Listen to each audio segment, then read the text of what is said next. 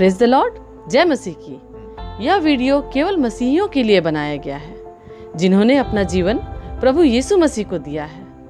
इस वीडियो से हमारा मकसद किसी व्यक्ति, जाति, धर्म अथवा संस्थाओं को ठेस पहुंचाना या उनके अनुयायियों का अपमान करना नहीं, बल्कि बाइबल की शिक्षाओं को आम लोगों तक पहुंचाना है। मुमकिन है कि बाइबल की ये शिक्षाएं कुछ लोगों की विचारधाराओं से मेल नहीं खाती, अतः उनसे अनुरोध है कि वे खुद को इस वीडियो से दूर रखें ताकि उनकी विचारधाराओं को ठेस न पहुंचे। आइए अब हम परमेश्वर का जीवित और सामर्थ्य वचन सुनते हैं भाई पॉल राजू के द्वारा। सर्वशक्तिमान दयालु पिता परमेश्वर, प्रभु जी पिता परमेश्वर, आज के सुंदर दिन के लिए, आज की सुंदर संगति के लिए, आज की इस उपस्थिति के लिए पिता परमेश्वर हम धन्यवाद देते हैं और प्रार्थना करते हैं पिता परमेश्वर कि तू इस वचन के द्वारा सुनने वालों के दिलों में काम कर प्रभु जी, ताकि पिता परमेश्वर ये बहुतों के जीवन में आत्मिक उन्नति का कारण बन सके। प्रभु दया कर इसके सुनने वाले को, एक एक जन को आशीष करें। आदर और महिमा आपको देते हैं पिता परमेश्वर, यीशु मसीह के नाम से मांगते हैं, आमीन। आइए आज हम परमेश्वर के वचन से देखेंगे जो हमें मिलता है मरकुस रचित सुसमाचार उसका 10वां अध्याय, उसके 46वें पद से और 52 पद। मरकुस उसका 10वां अध्याय, उसके 46वें पद से 52 पद तक। वो यरीहो से आए और जब वो उसके चेले एक भीड़ यरीहो से निकली थी, तब बरतुल्मै नाम का एक अंधा भिखारी सड़क के किनारे बैठा था। ये सुनकर कि यीशु नासरी है, पुकार पुकार कर कहने लगा, हे दाऊद की संतान यीशु, मुझ पर दया कर। बहुतों ने उसको डांटा कि चुप रहे और वो पुकारने लगा, हे दाऊद के संतान मुझ पर दया कर। तब यीशु ठहर कर कहा, उसे बुलाओ। और लोगों ने उसे अंधे को बुलाकर उससे कहा, ढाढ़स बांध, उठ, वो तुझे बुलाता है। वह अपना कपड़ा फेंक कर शीघ्र उठा और यीशु के पास आया। इस पर यीशु ने उससे कहा, क्या तू चाहता है कि मैं तेरे लिए करूं? अंधे ने उससे कहा, हे रब्बी, यह कि मैं देखने लगूं। यीशु ने कहा, चला जा, तेरे विश्वास ने तुझे चंगा कर दिया। वह तुरंत देखने लगा और यीशु के साथ मार्ग पर चलने को पीछे बोल गया। पिता परमेश्वर अपने वचन के पढ़े जाने और सुने जाने पर आशीष दे। प्रियो, ये जो एक वाक्य है, जैसा हमने वचन से पढ़ा, ये एक भिखारी है, अंधा भिखारी, जो सड़क के किनारे बैठे हुए अपनी रोजमर्रा की जिंदगी के तरह अपना जीवन व्यतीत करता था। इसका नाम बरतुल्मै था, ठीक है। ये बरतुल्मै जो है इस भिखारी का नाम था, लेकिन इस भिखारी के बारे में और इससे आगे कुछ नहीं बताया गया कि उसके माता पिता कौन थे, उनका घर कहाँ का था, लेकिन कहाँ थे। लेकिन वो सड़क के किनारे बैठा था, अर्थात उसका एक जो निवास स्थान था वो सड़क था। अगर हम उसका कहें कि उसका डेली का बिजनेस का एक जो बिजनेस पॉइंट था वो कहाँ था? सड़क था। वो सड़क के ऊपर ही बैठता था। तो ये सड़क जो था, सड़क से हम जान सकते हैं कि वो कैसा जगह हो सकता है। वहाँ पर लोग आते जाते होंगे, चलते फिरते होंगे, लोग उसको भीख देते होंगे, जबकि बाइबल बताती है वो भिखारी था, भीख मांगता था, ठीक है, भीख मांगता था। लोग उसे भीख देते होंगे, कुछ उसे धुतकार देते होंगे, कुछ नहीं देते होंगे। वो अपने जीवन में ये अंधेपन को लेकर काफी परेशान था और अपने जीवन को एक कैसा कहेंगे, एक अपने आप को सुरक्षित या अपने आप को सेटिस्फेक्शन नहीं महसूस करता था। उसके पास कोई रोजमर्रा की जिंदगी के लिए कुछ भी नहीं था। वो सड़क के किनारे बैठा हुआ भिखारी भीख मांगता था। लेकिन अचानक से एक दिन प्रभु यीशु मसीह अपने चेलों के साथ यरीहो से उस रास्ते से गुजर रहे थे। तो जब रास्ते से गुजर रहे थे तो उस रास्ते में उसके साथ भीड़ भी चल रही थी। तो उस भिखारी ने देखा, उसके कान में आवाज आई और सोचा कि क्या बात है, ये किसकी आवाज है? लोगों ने बताया ये यीशु का है, ये यीशु है। बोला यीशु, हे दाऊद के संतान मुझ पर दया कर। वो जान गया कि ये यीशु मसीह है। उसकी आत्मा के द्वारा, आत्मिक ज्ञान के द्वारा, जो अंधे नहीं देख सकते हैं, उनके अंदर एक सिक्स सेंस पाया जाता है, जो वो अनुभूति कर सकते हैं, सोच के उसका अंदाजा लगा सकते हैं। वो जान गया कि ये यीशु मसीह है, ये पिता परमेश्वर का पुत्र है, ये चंगा करने वाला व्यक्ति है। और उसने चिल्लाकर प्रभु से कहा, हे दाऊद के संतान मुझ पर दया कर। और इतना जोर जोर से चिल्लाने लगा कि लोगों ने उसको कहा कि चुप हो जा, मत चिल्ला। आज भी जब हम प्रभु के लिए चिल्लाते हैं, आराधना करते हैं, स्तुति करते हैं, तो बहुत से लोग ये कहते हैं, अरे ये क्या चिल्ला चिल्ला के आराधना स्तुति करते हैं, ये क्या करते हैं, कुछ समझ में नहीं आता। लेकिन मैं आपको बताता हूँ, जिसके अंदर परमेश्वर का प्रेम होता है ना, वो फिर ये नहीं समझता मैं कहाँ हूँ, किस परिस्थिति में हूँ, कौन हूँ, कहाँ हूँ, लेकिन वो अपने आवाज के द्वारा उसकी महिमा करने लगा। वो पुकारने लगा, हे दाऊद के संतान मुझ पर दया कर। उसने ऐसा क्यों किया? उसने ऐसा क्यों चिल्लाया? वो क्यों पुकारा यीशु को? कि वो जानता था कि ये जो व्यक्ति है वो चंगा करता है, ये जो व्यक्ति है ये मुक्ति देता है, ये जो व्यक्ति है इसके द्वारा दुष्ट आत्माएं निकाली जाती है, ये मुझको चंगा कर सकता है। उसने कहा, हे दाऊद के संतान मुझ पर दया कर। क्यों? वो ये यहूदी था, वो जानता था कि ये जो वंश से निकला है ये दाऊद के वंश का पुत्र है, ये मेरा उद्धार करता है, मुझे बचाने वाला है। इसलिए उसने चिल्लाया, हे दाऊद के संतान मुझ पर दया कर। लेकिन लोगों ने उसे चुप कराया। और आज भी हमारे समाज में कुछ ऐसे ही है। जब आप प्रभु की नज़दीकी में रहेंगे, उसकी आराधना करेंगे, उससे प्रार्थना करेंगे, तो लोग आपको रोकने की कोशिश करेंगे। लोग मीन्स संसार आपको रोकने की कोशिश करेगा। अरे क्या बात है, आज चर्च नहीं जा सक रहे तो कोई बात नहीं, घर में आराधना कर लो। जो इस वक्त हमारी परिस्थिति है, अपने घर में आराधना कर लो। अरे नहीं हो सकता है, फलाने के पास चले जाओ, उनसे प्रार्थना करवा लो। लेकिन जिसके अंदर अपनी भूख रहती है, वो अंदर से पुकारने लगता है। और ऐसा ही उस भिखारी ने कहा, हे दाऊद के संतान मुझ पर दया। लोगों ने उसको डांट दिया, लेकिन वो और जोर से चिल्लाया। बाइबल कहती है वो और जोर से चिल्लाया। क्यों? क्योंकि उसको एक आशा थी, उसको एक उम्मीद थी कि मेरा यीशु जो जा रहा है ये मुझको चंगा कर सकता है। वो और जोर से चिल्लाया कि प्रभु मुझ पर दया कर। आज बहुत से ऐसे लोग हैं जो अपनी बीमारियों में हैं, तकलीफ़ों में हैं, परेशानियों में हैं, मुसीबतों में हैं। वो जब पुकारते हैं, प्रभु उसकी आवाज़ को सुनता है। आज आप जिस परिस्थिति में हो, जिस दशा में भी हो, प्रभु आपकी आवाज़ को सुनता है। और ये इतना ही नहीं, सुनता ही नहीं, वो आपके लिए रुक जाता है। वचन कहता है, इस अध्याय को जब आप पूरा पढ़ेंगे तो उसमें है कि यीशु रुक गया, रुक गया। और जब रुक गया तो कहा उसे बुलाओ, अर्थात उसके अंदर से एक आज्ञा निकली। प्रियो, आज मैं आपको बताना चाहता हूँ कि प्रभु यीशु के इस वचन के अंदर बहुत सारी आज्ञाएं हैं। इन आज्ञाओं को अगर हम मानते हैं तो ये आज्ञाएं हमारे जीवन में, हमारी सफलताओं में, हमारी चंगाइयों में, हमारे छुटकारे में, हमारे उद्धार में काम करता है। यीशु ने उस 5 रोटी 2 मछली के समय में क्या कहा? सबको पाती पाती से बैठा दो। और रोटी ली, आशीष मांगा, तोड़ा, 5 रोटी 2 मछली में से 12 टोकरे बच के निकल गए। लाजर की कब्र पर जब यीशु गया, उसने क्या कहा? पत्थर को हटा दो। उसकी बहन ने कहा इसके अंदर से बदबू आती हो। उसका विश्वास नहीं था, लेकिन जब लोगों ने पत्थर को हटाया तो उसमें से लाजर निकला। अर्थात मेरा बोलने का मतलब ये है कि प्रभु यीशु मसीह का इस वचन के अंदर सिर्फ आज्ञा ही भरी हुई है। इसीलिए हम इसको क्या कहते हैं?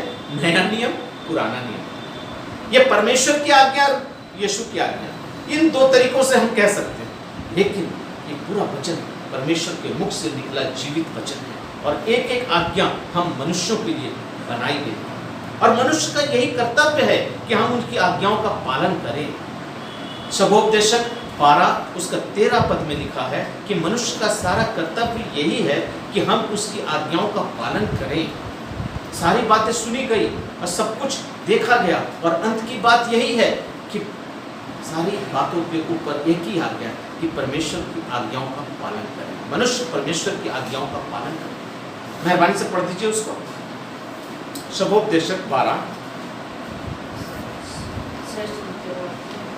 शबोपदेशक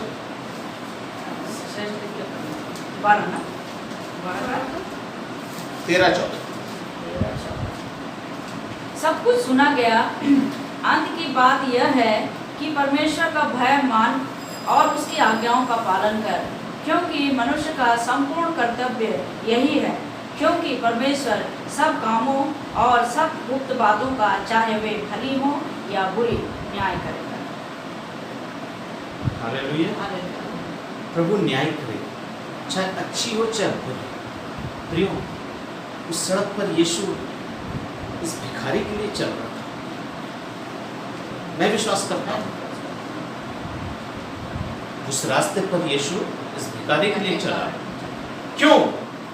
क्योंकि वो जक्कई के लिए भी चला, वो 12 बरस की लहू बहती हुई स्त्री के लिए भी चला, आज ये इस भिखारी के लिए भी चला। और ऐसा ही प्रभु आज हमारे जीवन में भी चल कर आता है। यहाँ सवाल कि आज हम उसे पहचान नहीं पा रहे, आज हम उसे पहचान नहीं पा रहे। उस लहू बहती हुई स्त्री ने उसके दामन को छुआ और वो चंगी हो गई। जक्कई उसको देखने के लिए पेड़ पर चढ़ा, परमेश्वर का उद्धार उसके जीवन में आ गया। आज इस भिखारी के पास जब यीशु जा रहा है तो वो बोल रहा है, हे दाऊद के संतान, मुझ पर दया कर। प्रियो, यीशु ने उसको बुलाया, उसको मेरे पास लाओ। चेलों ने उसको बुलाया और यीशु ने उससे पूछा, तो क्या चाहता है? तो क्या चाहता है? उसने कहा, हे प्रभु, मैं देखना चाहता हूँ। और वो देखने लगा। प्रियो, मैं आपको एक बात बताना चाहता हूँ कि उसके अंदर में जो चाहत थी वो सिर्फ इतना ही थी कि मैं देखने लगूँ, और कुछ नहीं चाहता था। वो सिर्फ इतना ही चाहता था कि मैं देखने लगूँ। और वो यीशु ने कहा, जा, तेरे विश्वास ने तुझको चंगा किया। तेरे विश्वास ने तुझको चंगा किया। आज अगर हम विश्वास करते हैं उस अंधे भिखारी की तरह, तो ये जान जाइए कि आपके विश्वास के द्वारा आप प्रभु से जो भी मांगेंगे आपके जीवन में वो पूरा होगा।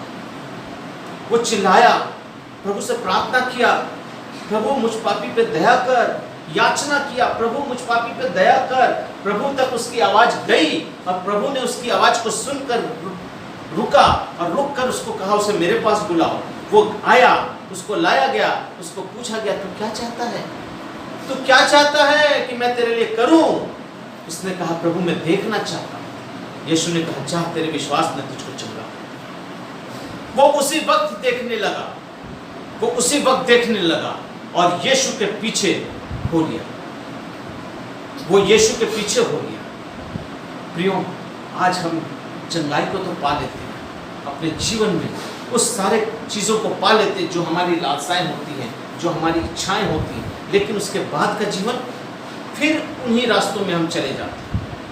आज आप किसी बीमारी में हैं, आप प्रार्थना करते हैं, प्रभु की सामर्थ आपके ऊपर आती है, आपको छूती है, आप चंगे होते हैं, लेकिन उसके बाद का जीवन आप अपना प्रभु के साथ नहीं बिताते, प्रभु की संगति में नहीं जाते हैं, प्रभु के साथ अपना जीवन व्यतीत नहीं करते। क्यों? क्योंकि आपकी मनोकामना पूरी हो गई। अब उसे यीशु नहीं चाहिए, अब उसे यीशु नहीं चाहिए, अब उसे अपना संसार चाहिए। क्योंकि उस संसार में ऐसे बहुत सी जगहें हैं जहाँ पर शैतान उसको टालने को तैयार होता है। शैतान टालने को तैयार होता है। अरे, जब तक तुम बीमार थे, ठीक थे, मांग लिया, मिल गया, अब आ जाओ मेरे तरफ। ठीक इस भिखारी के साथ भी ऐसे ही होना चाहिए था, लेकिन ये भिखारी क्या किया? यीशु के पीछे चलने लगा, अर्थात यीशु का चेला बन गया, उसके साथ चलने लगा और प्रभु की महिमा करने लगा।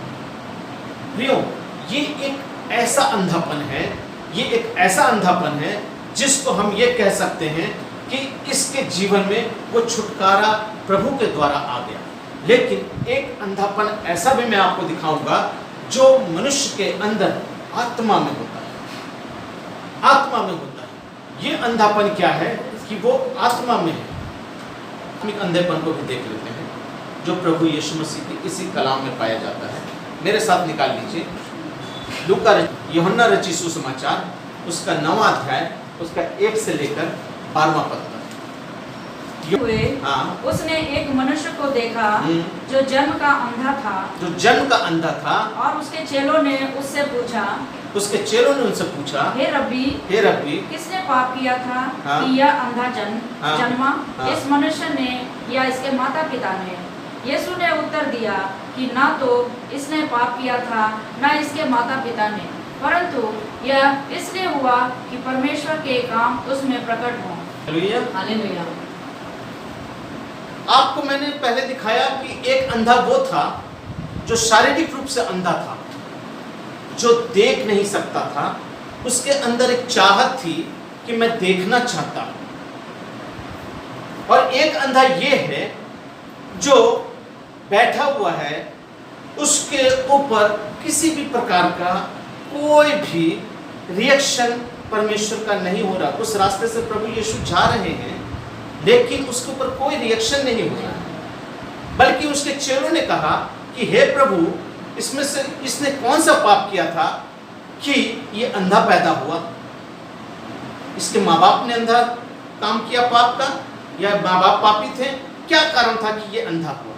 प्रभु ने कहा ना इसके माता पिता ने पाप किया ना इसने, ये इसलिए हुआ कि प्रभु की महिमा हो। प्रियो, मैं आपको बतलाना चाहता हूं कि यहूदी परंपरा के मुताबिक जो अंधे होते थे ना, उनके ऊपर एक वस्त्र डाल दिया जाता था। अब आप ये कहिएगा कि इसको कैसे पता चला कि ये जन्म का अंधा है? ये जन्म का अंधा है कैसे मालूम? क्यों? क्योंकि यहूदी परंपरा के मुताबिक जो अंधे होते थे उसके शरीर के ऊपर एक काला वस्त्र डाला रहता था, जिससे लोग ये जानते थे कि ये व्यक्ति जो है ये अंधा है।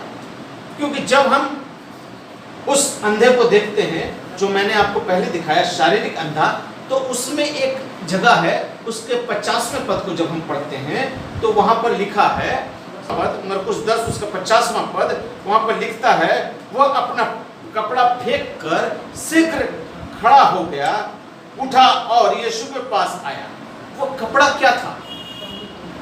वो कपड़ा उसकी पहचान थी। वो कपड़ा उसकी पहचान थी कि मैं अंधा हूं। लेकिन जब चेलों ने उसको कहा कि तुझे वो बुलाता है, तो वो क्या किया? तुरंत अपना कपड़ा जो था वो फेंक दिया। वो जान गया कि अब मेरा उद्धार हो गया, मेरा यीशु अब मुझे पुकार लिया है, मेरा यीशु अब मुझे बुला लिया है, अब मैं चंगा हो गया हूं। इसलिए उसने अपने उस कपड़े को क्या कहा? फेंक दिया, और फेंक कर यीशु के पास गया। और तब यीशु ने उससे पूछा कि तू क्या चाहता है? उसके अंदर जो विश्वास था वो ये विश्वास था कि यीशु मुझको चंगा करेगा। वो सड़क के किनारे था, उसको भी यीशु के चेलों ने देखा और देखकर कहा कि यीशु तुझको बुलाता है। जब वो उसके पास गए, लेकिन ये भिखारी जो था, जो जन्म का अंधा था, ये बैठा हुआ है, इसके अंदर कोई रिएक्शन नहीं है। देखिए, अंधे दो प्रकार के होते हैं, एक शारीरिक और एक आत्मिक। शारीरिक अंधा जो होता है उसके अंदर एक हलचल होती है। कहने का मतलब ये होता है कि वो किसी भी चीज को अपने अंदर से, ये ध्यान से या अपनी सोच से ये सोचने लगता है कि ये व्यक्ति कौन है, इस वक्त कैसा समय है, अभी क्या हो रहा है, ये हल्ला क्या है। इस तरह की बातों से वो उस चीज का ध्यान, अंदाज, मनन कर लेता है। लेकिन जो आत्मिक अंधा होता है, आत्मिक अंधा जो होता है, वो आंख रहता है उसके पास, वो आंख रहता है उसके पास, लेकिन उस आंख में कुछ नहीं रहता, न ज्योति रहती है, न परमेश्वर का वचन रहता है, न प्रकाशन रहता है, न कुछ रहता है। उसके अंदर कुछ भी नहीं रहता है। वो आत्मिक रूप से अंधा रहता है। जब यीशु उसके पास गया और यीशु ने उसको देखा, और देखने के बाद क्या किया कि उसके लिए मिट्टी को साना, अर्थात प्रभु यीशु मसीह जान गए कि इसका आँख का जो गोला है, इसकी आँख ही नहीं है, अर्थात वो जन्म से अंधा है। यीशु ने मिट्टी सानी, और मिट्टी को किससे साना? थूक से साना। वो थूक से क्यों साना? मिट्टी को थूक से क्यों साना? वहाँ तो पानी भी मिल सकता था, लेकिन उसने थूक से मिट्टी को क्यों साना? वो थूक उसके अंदर से निकला, उसके अंदर से निकला, और जो खुदा के अंदर से निकलता है, वो चाहे वो थूक हो, चाहे फूंक हो, चाहे कुछ भी हो, वो खुदा के अंदर से निकलने वाला वो खुदा ही हो। हालेलुया। जब आदम को परमेश्वर ने बनाया तो उसको फूंका, तो परमेश्वर का अंदर से क्या निकला? वो फूंक, और वो फूंक से जो सांस निकला वो आदम के अंदर समाया और वो जीवित प्राणी बन गया। इस तरीके से वहां पर परमेश्वर ने फूंका, और यहाँ पर यीशु मसीह ने, बाइबल में एक जगह है कि उसने अपने चेलों को ऊपर फूंका और कहा तुम पवित्र आत्मा पाओ। वो फूंका, उसने भी फूंका, लेकिन यहाँ प्रभु यीशु मसीह ने थूका। थूका इसलिए कि मिट्टी को साननी थी, उसको गोला बनाना था, उसके अंदर वो आँख पैदा करना था। क्यों? क्योंकि उसके अंदर वो आँख नहीं थी, वो आत्मिक आँख उसके अंदर उसको देना था। उसने मिट्टी को सानी, उसको दिया और कहा जाओ शीलो के कुंड में जाकर धो लो। ये शीलो का कुंड क्या होता है? ये शीलो का कुंड का मतलब है भेजा हुआ। तो ये भेजा हुआ कौन है? इस अंधे भिखारी के लिए, इस जन्म के अंधे भिखारी के लिए भेजा हुआ व्यक्ति कौन है? यीशु मसीह। तो यीशु ने अपना परिचय इस तरीके से दिया कि जाओ शीलो के कुंड में जाकर धो लो, अर्थात भेजा हुआ का अर्थ है शीलो का कुंड, उसमें जाकर धो लो। और उसने जाकर अपनी आंखों को धोया और वो देखने लगा। लेकिन मैं आपको बताना चाहता हूँ, ये जो अंधा है, इसकी कुछ बातों को मैं आपको बताना चाहता हूँ कि यह अंधा जो था, ये आत्मिक रूप से अंधा था। ये आत्मिक रूप से अंधा था। इसके अंदर परमेश्वर का प्रकाशन नहीं था, इसके अंदर परमेश्वर का ज्ञान नहीं था। आज हमारे अंदर में भी, हम मसीहों के अंदर में भी, हम मनुष्य जाति के अंदर में भी प्रभु यीशु मसीह को जानने का जो आत्मिक बातें हैं, आत्मिक ज्ञान है, वो हमारे अंदर नहीं है। जब तक पवित्र आत्मा हमारे अंदर नहीं आता है और हमें नहीं सिखाता है, तब तक हम उन बातों को नहीं समझ पाते। इस इंसान के अंदर में भी इन सब बातों का ज्ञान नहीं था, और जब इन बातों का ज्ञान नहीं था तो वो आत्मा में जो था वो अंधा था। आत्मा में अंधा था, वो स्तुति नहीं कर सकता था, वो आराधना नहीं कर सकता था। और एक अंधा व्यक्ति जो है, वो कभी भी परमेश्वर के प्रकाशन को नहीं समझ सकता है। ना वो स्वप्न देख सकता है, ना वो दर्शन देख सकता है, ना परमेश्वर की उन बातों को जो होने वाली बातें हैं उनको देख सकता है। मैं आपको बताना चाहता हूँ, जिस समय स्तिफनुस जो प्रभु का चेला, जब उसको पत्थरवाह किया जा रहा था, तो वो आँख खोलकर क्या देखता है?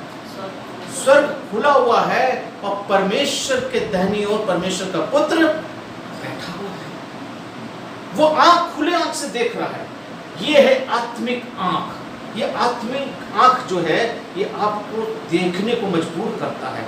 ये आपको दिखलाता है आने वाली पीढ़ियों के बारे में, आने वाली जनरेशन के बारे में, आने वाली चीज़ों के बारे में। यूहन्ना पतमस टापू में जो दर्शन देखता है, वो कैसे देखता है?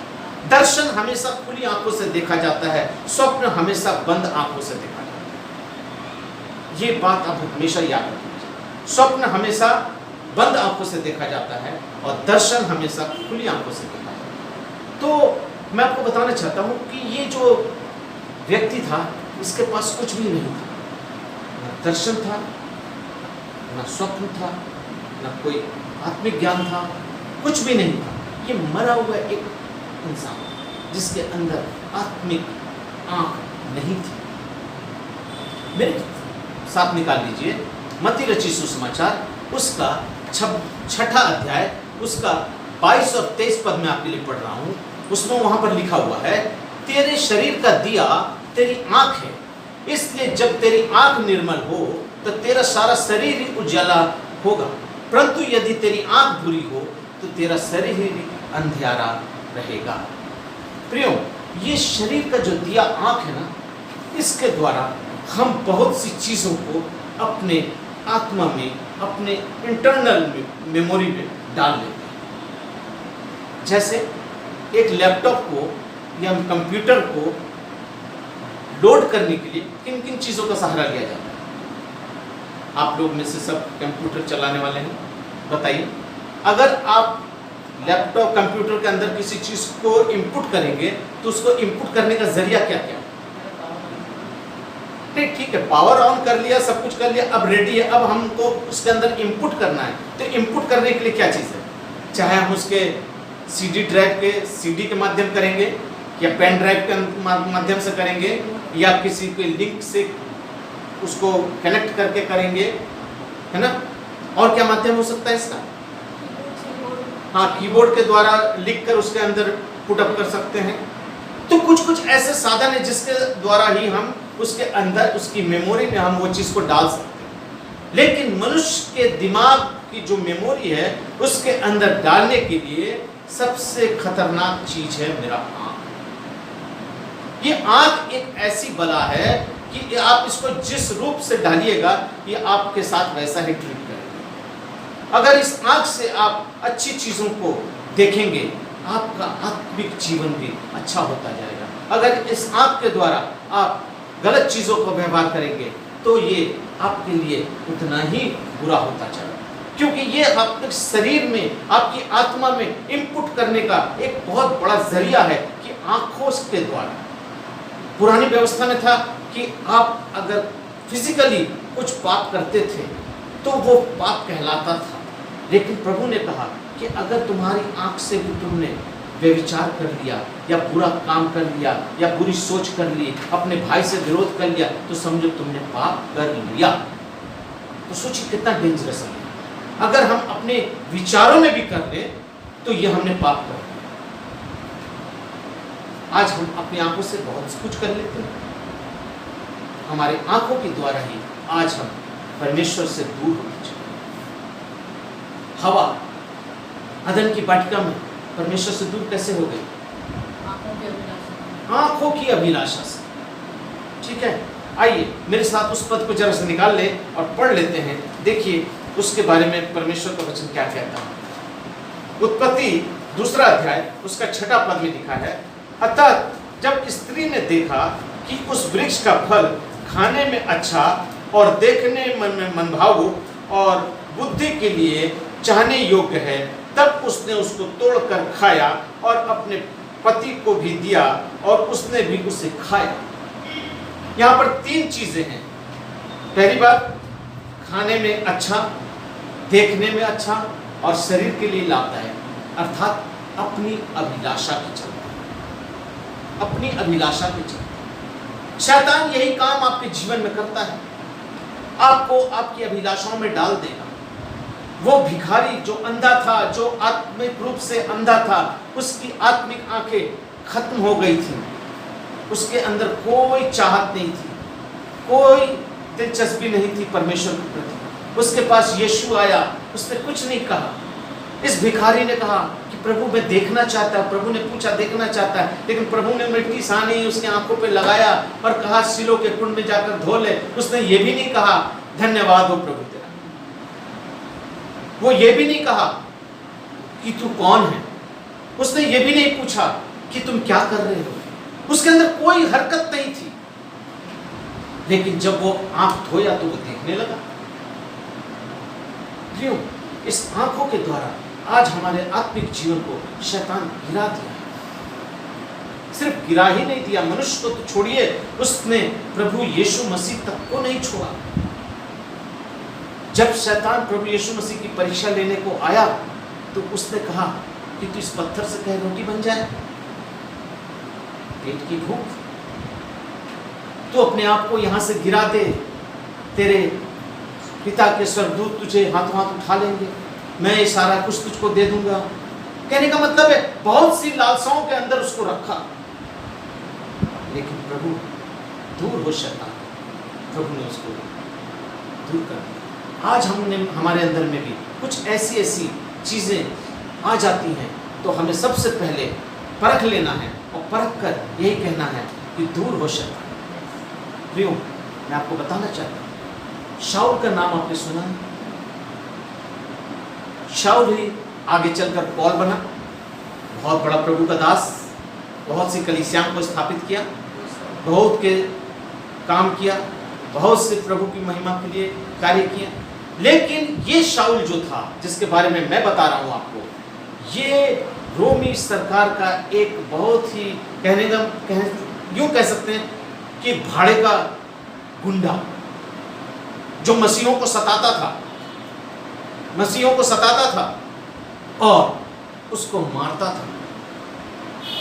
लेकिन मैं आपको एक बात बताना चाहता हूं, ये इसी शाऊल को प्रभु यीशु मसीह ने दमिश्क के रास्ते पर अंधा कर दिया, जिसका वर्णन मुझे प्रेरितों के काम उसका 9वां अध्याय उसके 1 से लेकर 19 तक मिलता है। पढ़ने की जरूरत नहीं, मैं बता दिया हूं, आप लोग सब अपने बाइबल में देख लीजिएगा। प्रेरितों 9 अध्याय उसके 1 से लेकर 19 तक में, वहां शाऊल जब जा रहा था मसीहों को सताने के लिए, मारने के लिए, तब प्रभु यीशु की ज्योति चमकी उसके ऊपर, और जब ज्योति चमकी तो वो मुंह के बल गिर गया, और जब गिर गया तो वो पूछता है, तू कौन है? उत्तर आता है, मैं यीशु हूं, तू क्यों मेरे लोगों को सताता है? वो समझ गया कि यीशु मुझसे बात कर रहा है। वो अपना आंखों को रगड़ने लगा और वो अंधा हो गया। और जब वो अंधा हो गया तब वो एक वाक्य है जिसको मैं पढ़ाए बिना नहीं रह सकता हूं, आप निकाल ही लीजिए मेरे साथ। मरकुस रचित प्रेरितों के काम उसका 9वां अध्याय उसके 1 पद से।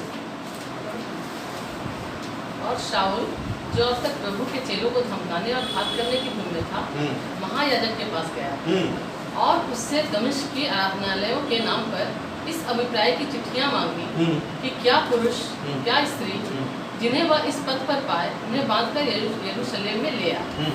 परंतु चलते चलते जब वह दमिश्क के निकट पहुंचा तो एकाएक आकाश से उसके चारों ओर ज्योति चमकी और वह भूमि पर गिर पड़ा और यह शब्द सुना कि हे शाऊल तू मुझे क्यों सताता है? उसने पूछा, तू कौन है? हे प्रभु तू कौन है? उसने कहा, मैं यीशु हूँ। एक मिनट, जब इसके बाद उसने यीशु की बातों को सुना अपने जीवन में, तब वो जान गया कि जिसको मैं सता रहा हूँ ये वही यीशु है जिसके लोगों को मैं सता रहा हूँ। और वो अंधा हो गया। और उसी दमिश्क में हनन्याह नामक एक चेला था जो प्रभु का दर्शन में कहा, हे प्रभु ने उसको दर्शन देकर कहा, हनन्याह तू इसके पास जा और जाने के बाद तू इसके लिए प्रार्थना कर और ये देखने लगेगा। ठीक ऐसा ही हुआ। और जब वो हनन्याह उसके पास गया और जाके उससे प्रार्थना किया और प्रार्थना करने के बाद उसके आंखों से वो छिलका, कहता है छिलका, अर्थात उसके अंदर का जो गर्व था, अंदर का घमंड था, अंदर का पाप था, अंदर की वो सारी चीज़ें जो सोचता था मैं कुछ हूँ, मैं कुछ कर सकता हूँ, वो सब कुछ खत्म कर दिया प्रभु। उसके आंखों से वो छिलका गिर गया और वो देखने लगा। अर्थात क्या, उसकी आत्मिक आंखें जो थी वो खुल गई। उसने प्रभु यीशु का शब्द सुना और सुनने के बाद उसकी आंखों से वो पर्दा हट गया, वो छिलका गिर गया। उसका चेला हनन्याह, यीशु का चेला हनन्याह आकर उसके पास प्रचार किया, यीशु के नाम से उसको छुआ, प्रार्थना किया और वो देखने लगा। आज हमारे जीवन में भी हमारे आत्मिक जीवन को बनाने के लिए ऐसे ऐसे बहुत से प्रभु के लोग हैं जो आप तक पहुँचते हैं, आपके वचन से बातें करते हैं, बहुत से माध्यमों से आपसे बातें करते हैं, लेकिन आपको सोचना पड़ता है कि ये वचन प्रभु का है, इसको हम माने या ना माने। इसी शाऊल को जब पौल बना दिया गया बपतिस्मा के बाद, तब इसने अपनी गवाही दी। इसकी गवाही प्रेरितों के काम उसका 22वां अध्याय उसके 6 से लेकर 16 के अंदर जब हम देखते हैं तो हम देखते हैं कि ये गवाही उसने अपने मुंह से दी कि मैं किस तरीके से दमिश्क के रास्ते पर जा रहा था और प्रभु का दूत, प्रभु ने मुझको किस तरीके से छुआ और एक प्रभु का दूत अर्थात प्रभु का वो चेला या शिष्य जो भी कह रहे आया, आने के बाद मुझको प्रार्थना किया और मैं चंगा हो गया। हनन्याह के बारे में कहता है। लेकिन आपको मैं बताना चाहता हूँ, शैतान 3 जगह पर इंसान को बड़ी तेजी से गिराता है, और वो है 3G। ABCD का G पढ़ते हैं ना, 3G।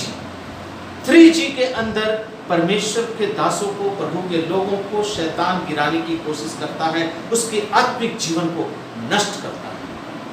पहला जी जो है गर्ड, लड़की अर्थात व्यभिचार। अगर कोई प्रभु का दास अच्छी सेवकाई में है, पुरुष, उसको शैतान व्यभिचार में सबसे पहले गिरा देता है। हम अपनी आंखों से उस व्यभिचार को करने के बाद अपनी आत्मिक जीवन से हम दूर हो जाते हैं। नंबर 2 ग्लोरी अर्थात धन, दौलत, रुपया, पैसा, इन सब चीजों के माध्यम से शैतान उसको गिराने लगता है। जब हम प्रभु में आते हैं, शैतान भी मुझको देने को तैयार हो जाता है। उसने भी यीशु मसीह को कहा कि तू मुझको झुककर दंडवत कर, तो ये मेरी सारी जो तू देख रहा है, मैं सब कुछ तुझको दे दूंगा, पूरा सारी महिमा दिखा दिया। मैं आपको इसके बाद फिर बताऊंगा किसी एक स्टडी में कि शैतान ने प्रभु यीशु मसीह की कैसे परीक्षा की थी। ये ग्लोरी देकर भी गिराता है, महिमा देकर, पैसा देकर, धन देकर, रुपया देकर। आज प्रभु के दासों को इतना पैसे की लालसा है, इतना पैसे का भूख है कि वो परमेश्वर के तीसरी चीज जो है इससे भटक गए, जिसको कहते हैं गॉस्पेल। आज प्रभु के वचन को रखकर, ग्लोरी को लेकर प्रभु की सेवकाई में लगे। क्यों? कुछ दिन पहले मैंने प्रभु के एक दास को देखा, वीडियो में देखा, मैं उनका नाम नहीं बताऊंगा। वो कह रहे हैं कि अपने अपने एटीएम पर हाथ रखो और अपने अपने एटीएम पर तेल लगाओ और उस पर प्रार्थना करो, परमेश्वर का आत्मा इस वक्त उस एटीएम में आ रहा है और तुम्हारे अकाउंट में करोड़ों रुपए घुस जाएगा। दिस इज द, ये क्या गॉस्पेल है? ये प्रभु का प्रचार है, ये प्रभु का प्रचार है। प्रभु ने कहा अपना क्रूस उठाओ और मेरे पीछे हो लो, अपनी तकलीफों को उठाओ और मेरे पीछे हो लो। ये नहीं कहा कि अपने एटीएम पर हाथ रखो और दुआ करो तो मैं करोड़ों रुपए उसमें डाल दूंगा। आज ऐसे ऐसे प्रभु के गॉस्पेल को लेकर, अर्थात प्रभु के ऐसे ऐसे प्रचारों को लेके शैतान हमारे अंदर काम करता है। प्रियो, ये आत्मिक अंधापन बहुत खतरनाक है। इसमें हम चलते हैं, डोलते हैं, सुनते हैं, करते हैं, सब कुछ करते हैं, लेकिन किसी की सहायता किसी पर नहीं। अगर कोई हमको चलाता है तो उसको पकड़ कर चलते हैं, अगर कोई सुनाता है तो हम खुद सुन लेते हैं, जो वो बोलता है वही सुन लेते हैं। आत्मिक अंधापन ये है कि वो आंख से तो नहीं देखता, लेकिन कानों से सुनने की शक्ति रखता है। वो जो तुम बोलोगे वो सुनेगा, वो अपना सिक्स सेंस नहीं लगाएगा, वो आत्मिक ज्ञान से वो नहीं सोचेगा। जैसे उस अंधे भिखारी ने सोच लिया कि ये यीशु ही है जो जा रहा है, तब उसने चिल्लाया, हे दाऊद के संतान मुझ पर दया कर। लेकिन ये भिखारी, यीशु उसके पास तक आया, लेकिन उसके कान में जूं तक नहीं लगा। आज हमें परखना है, समझना है कि हम किस जगह पर परमेश्वर के चीजों से वंचित हो रहे हैं। प्रियो, आपको मैं बहुत अंदरूनी बात बताना चाहता हूँ। आज हमारे मसीह कलीसियाओं के अंदर, हमारे अंदर लोगों ने प्रभु यीशु मसीह को अर्थात मेमने को रख लिया, लेकिन मेमने की चर्बी, उसकी सिर को जो परमेश्वर ने आज्ञा दी थी खाने के लिए, उसने उनको छोड़ दिया। मुझको ये चीज़ पढ़कर बड़ा अजीब सा लगा। जिस समय मैं इस चीज़ों को सुना, मैंने सोचा प्रभु ये वचन तो सही है, क्योंकि तूने मिस्र से निकालते वक्त मिस्रियों को, इस्राएलियों को कहा था कि मिस्र में तू मेरे लिए एक मेमना बध करना और उसका रक्त अपनी चौखट पे लगाना और जिसका रक्त उसकी चौखट पे लगा हुआ रहेगा, जिसके जिसके चौखट पे, वो घर बच जाएगा। और उसने अख़मीरी रोटी के साथ उस गोश्त को खाने की परंपरा बताई, कड़वे साग के साथ उस रोटी को खाने की परंपरा बताई। लोगों ने इतना दूर तो कर लिया, लेकिन आज लोगों ने परमेश्वर की उस मेमने की चर्बी को, सर को और अतड़ियों को छोड़ दिया। ये एक बहुत बड़ी चेतावनी है, ये गुप्त एक रहस्य है, ये एक गुप्त स्टडी है। ये अतड़ियों को, इन चर्बियों को, इन सर को, ये सब परमेश्वर के वचन में परमेश्वर की गुप्त बातों को है, जो पेट के अंदर थी, मेमने के पेट के अंदर थी, जो प्रभु के अंदर से निकली हुई बातें हैं। उन बातों को, गुप्त बातों को आज हमने छोड़ दिया है, उन अतड़ियों को फेंक दिया, उन चर्बियों को फेंक दिया, उन सरों को फेंक दिया, सिर्फ मांस को लेने लगे। क्यों? क्योंकि मांस खाने में स्वादिष्ट है। मैंने आपसे कहा था कि ग्लोरी के माध्यम से भी शैतान आपको बहकाता है और गॉस्पेल के माध्यम से भी शैतान आपको गिराता है। आज परमेश्वर के वचन में बहुत से ऐसी गुप्त बातें हैं जो आज तक हम मनुष्यों के सामने प्रकट नहीं होती, या प्रकट होते के लिए भी ऐसे प्रभु के दास नहीं है जो उन गुप्त बातों को हम तक लाने का बीड़ा उठाएं। क्यों? ये बाइबल कॉलेज में नहीं आएगा, ये परमेश्वर का आत्मा सिखाएगा कि उन गुप्त बातों को, उन रहस्यों को, उस भविष्यवाणियों को हम तक पहुंचाने के लिए वैसे ऐसे प्रभु के दास की भी आवश्यकता है। क्यों? ये अंधापन बहुत खतरनाक है। मैं आपको एक पद पढ़ाना चाहता हूँ, मत्ती रचित सुसमाचार उसका 15वां अध्याय, उसका 12 से 14 तक हम जब पढ़ेंगे तब वहाँ पर हम एक शब्द पढ़ते हैं। तब चेलों ने आकर उससे कहा, क्या तू जानता है कि फरीसियों ने ये जो वचन सुना, इससे उन्होंने ठोकर खाई। प्रभु अपने चेलों के साथ में फरीसियों को कुछ ऐसी बातें कही जिसके चलते वो ठोकर खाएं। तो प्रभु ने जवाब क्या दिया उनको? उसने उनको उत्तर दिया, हर एक पौधा जो मेरे स्वर्गीय पिता ने नहीं लगाया वो उखाड़ा जाएगा। और जाने दो, वे अंधे मार्ग दिखाने वाले हैं और अंधा कभी अंधे को मार्ग नहीं दिखा सकता। अर्थात प्रभु ने कहा, ऐसे लोगों को जाने दो, क्योंकि जिस पेड़ को मेरा परमेश्वर, मेरा पिता नहीं लगाया है, वो पेड़ उखाड़ा जाएगा। आज ऐसे ऐसे भी प्रभु के दास हैं जो प्रभु की सेवकाई को ग्लोरी, गॉड और गॉस्पेल के माध्यम से बर्बाद कर देते हैं। प्रियो, परमेश्वर का वचन कहता है कि अंत के दिनों में जब हम प्रभु के राज्य के वारिस होंगे, जब प्रभु के सिंहासन के सामने आएंगे, तब प्रभु हमसे पूछेगा, क्या तुमने अपने आत्मिक जीवन में अपनी आत्मा को तैयार किया?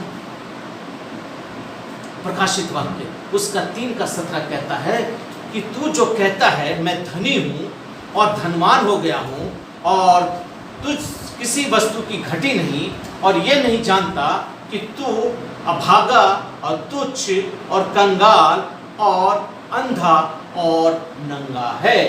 आज बहुत से लोग कहते हैं कि मैं बहुत अच्छा पास्टर हूँ, मैं बहुत अच्छा आत्मिक विश्वासी हूँ, मैं बहुत अच्छा आत्मिक वर्शिपर हूँ, मैं बहुत अच्छा वर्शिप करता हूँ।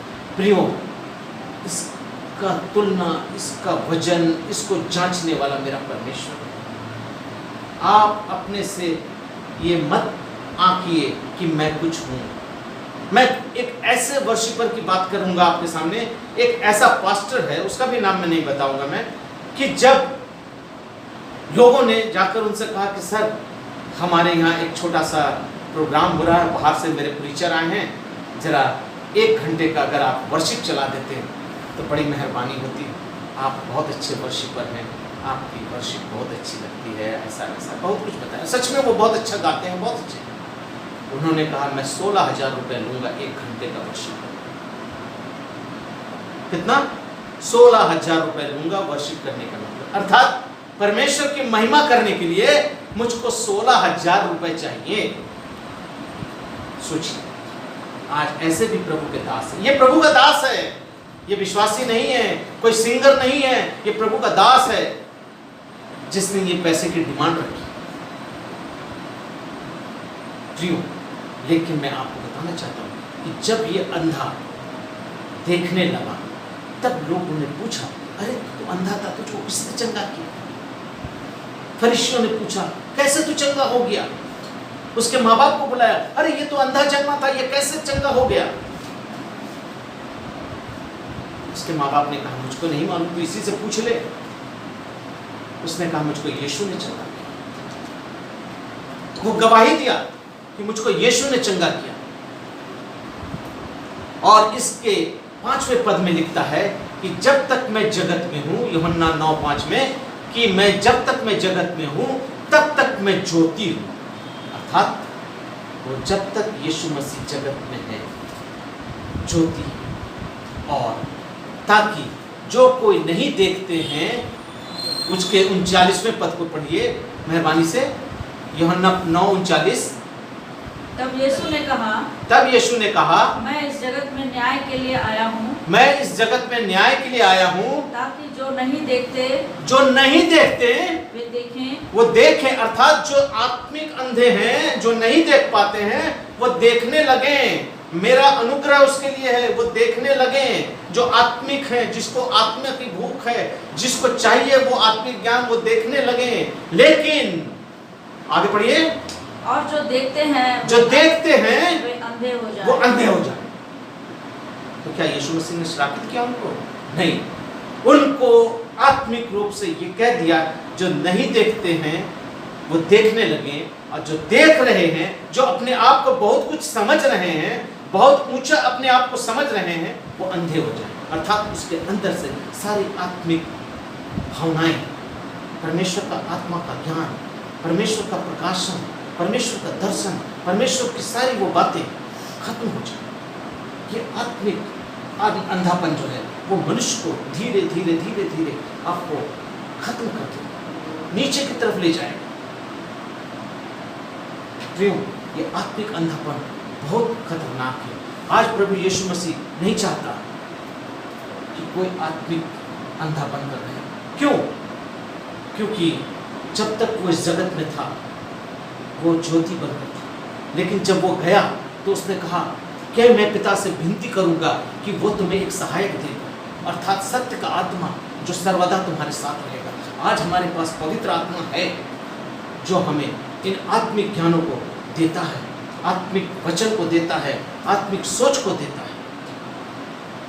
प्रिय, मैं इस वचन को अब खत्म करना चाहता हूँ, इसलिए मैं चाहता हूँ कि आप उस आत्मिक ज्ञान के पीछे रहें जिस समय प्रभु यीशु मसीह की पूरी टूट जाएगी, उसके आने का वो शब्द सुनाई देगा, वो आंख उसे देखेगी।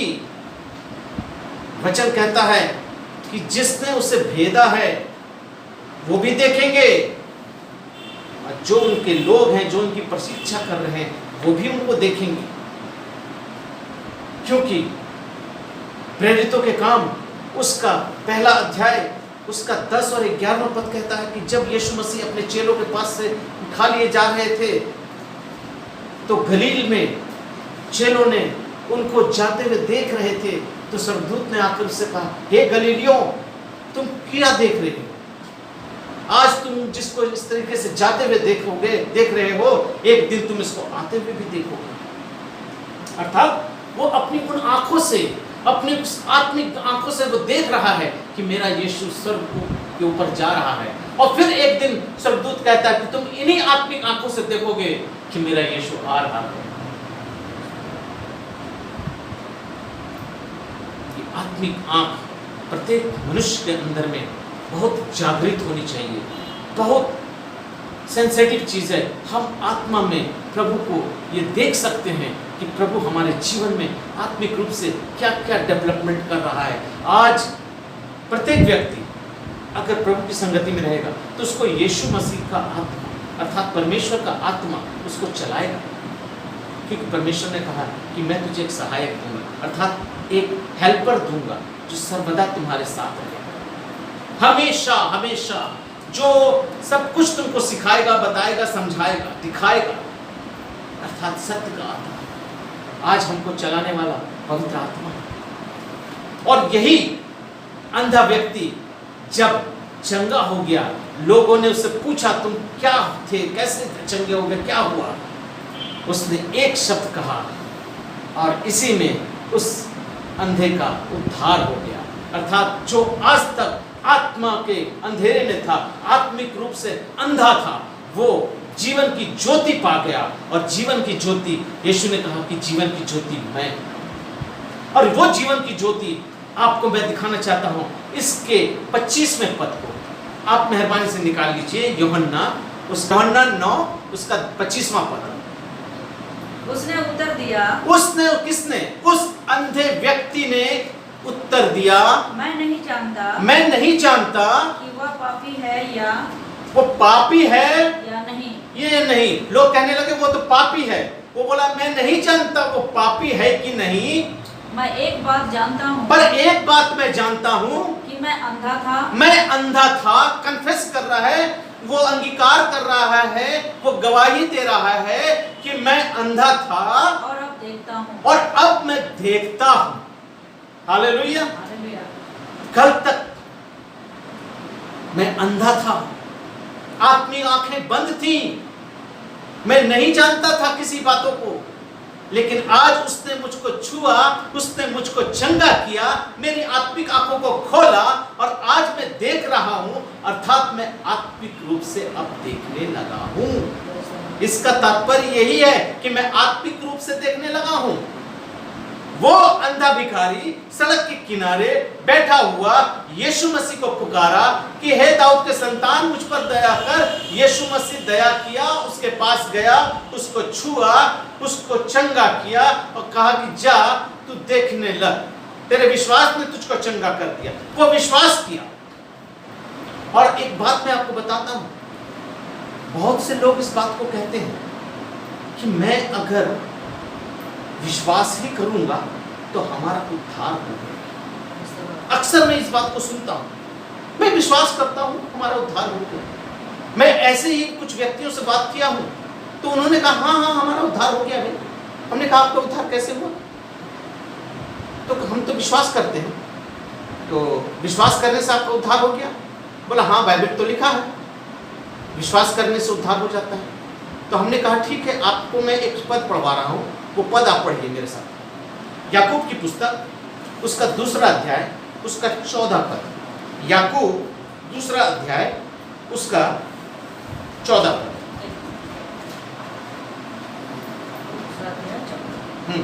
पढ़िए। हे मेरे भाइयों, यदि कोई कहे कि मुझे विश्वास है पर वह कर्म ना करता, अगर वो कर्म नहीं करता है, देखिए विश्वास के साथ क्या करना होगा? कर्म करना होगा। इस अंधे भिखारी ने क्या किया? कर्म किया। कर्म क्या किया? वो नहीं, वो गया। उसको जब यीशु ने बुलाया वो पैदल चलकर गया। उसका वो जो चलना था, उसका विश्वास के साथ उस कार्य को था, वो कार्य को प्रकट किया कि प्रभु मैं तेरे तक आता हूं। यीशु उससे दूर खड़ा था। यीशु ने कहा उसको मेरे पास बुलाओ। यीशु के चेलों ने गया, जाकर कहा तुझको वो बुलाता है। वो चलकर कपड़े को फेंका और यीशु के पास चलकर आया, अपने विश्वास को क्रिया में परिणित किया। यीशु मसीह भी जब बपतिस्मा लेना था तो यरदन तक वो चलकर आए और तब जाकर पानी में बपतिस्मा लिया। तो विश्वास क्रिया बिगर अधूरा है। लोग कहते हैं हम विश्वास करते हैं हमारा उद्धार हो गया। नहीं, विश्वास को क्रिया में बदलना पड़ेगा। क्यों? विश्वास आशा की हुई वस्तुओं का निश्चय और अनदेखी वस्तुओं का प्रमाण है। तो ये क्या है?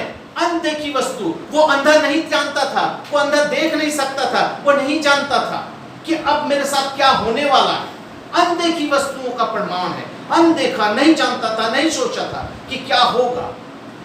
लेकिन जब वो क्रिया में आया, जब वो चलकर यीशु के पास गया, यीशु ने पूछा तू क्या चाहता है? उसने कहा मैं चंगा होना चाहता हूँ। यीशु ने कहा तेरे विश्वास में तुझको चंगा किया। ठीक इसी तरीके से उस जन के अंधे के साथ भी हुआ। जब यीशु के पास उसको लाया गया, जब यीशु उसके पास गया, उसने उस मिट्टी सानी उसके आंखों में लगाया और लगाने के बाद उसने कहा कि जा सिलो के कुंड में धो ले। तो वो जब सिलो के कुंड तक गया तो ये जाना उसके लिए क्या हुआ? क्रिया हुआ। वो विश्वास कर दिया कि मेरे आंखों में तो मिट्टी लग गई है। यीशु ने कहा जा धो ले, तो दिखने लगेगा। जब तो चलते हैं, सिलो के कुंड तक चलते हैं, वहां पर जाकर धोते हैं, और जैसे उसने धोया वो देखने लगा। उसका विश्वास क्या था? क्रिया में बदल गया। अगर अभी मैं आपसे कहूं आप इस कुर्सी पे बैठ जाइए, तो आप क्या करेंगे? कुर्सी में बैठने से पहले चाहे कुर्सी को हिलाएंगे, घसकाएंगे, या बिना सोचे समझे उसी कुर्सी पे बैठ जाएंगे। ठीक है? तो जब बैठते हैं तो आप क्रिया करते हैं। क्या करते हैं? क्रिया करते हैं। तो क्रिया क्या करते हैं आप? बैठना। तो बैठना क्यों आप करते हैं? क्यों? आपको विश्वास है कि ये कुर्सी जो है वो टूटेगी नहीं, गिरेगी नहीं, हिलेगी नहीं। इस विश्वास के साथ आप उस पर बैठते हैं। अर्थात आपका विश्वास उस कुर्सी के ऊपर है कि ये कुर्सी जो है वो मजबूत है। आज हमारा मसीह जीवन भी ठीक इसी प्रकार से हमारा होना चाहिए कि ये हमारा जो कुर्सी है जिसके 4 पाए हैं, जिसको मैं और आपको थोड़ा सा सादा या सफा या प्यार से और लंबा थोड़ा सा करके थोड़ा और डिटेल्स में बता दूं। ये जो कुर्सी के 4 पाए होते हैं ना, ये प्रभु यीशु मसीह के 4 गॉस्पेल हैं। मत्ती, मरकुस, लूका, यूहन्ना, ये प्रभु यीशु मसीह के मुख से निकले हुए 4 गॉस्पेल हैं। इसको हमें अपने जीवन में परिपूर्णता के साथ, विश्वास के साथ इंप्लीमेंट कर लेना है, तो हमारा मसीह जीवन जो होगा वो सार्थक हो जाएगा। आप क्या पढ़ते हैं, क्या नहीं पढ़ते हैं, किसको पढ़ते हैं, किसको सुनते हैं, किस चेले को सुने हैं, किस भविष्यवक्ता को सुने हैं, सब ठीक है, वो अपनी अपनी जगहों पर है। लेकिन प्रभु यीशु मसीह के मुंह से निकला हुआ ये 4 गॉस्पेल, यहाँ कोई ना प्रेरित बोला है, ना भविष्यवक्ता बोला है, ना परमेश्वर बोला है, ना स्वर्गदूत बोला है, कोई नहीं बोला। यहाँ कौन बोला है? यीशु खुद बोला है।